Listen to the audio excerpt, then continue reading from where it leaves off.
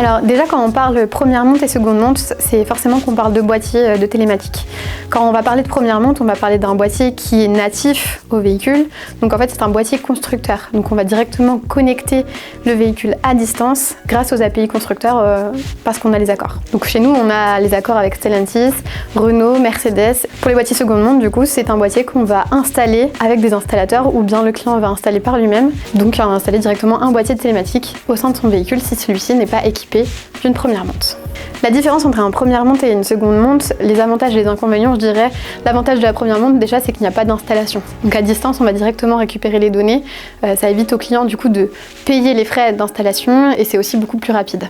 L'autre avantage aussi c'est que du coup ce sont des accords, des données certifiées constructeur.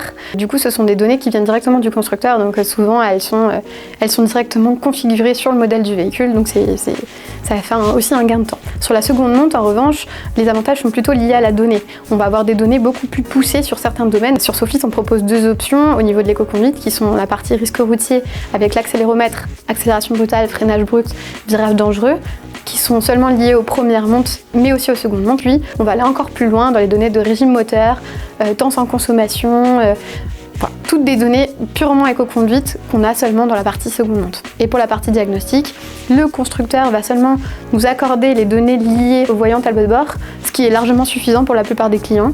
La partie seconde monte, on va avoir en revanche toutes les données, tous les codes d'erreur qui se passent dans le véhicule, donc un diagnostic complet du comportement du véhicule.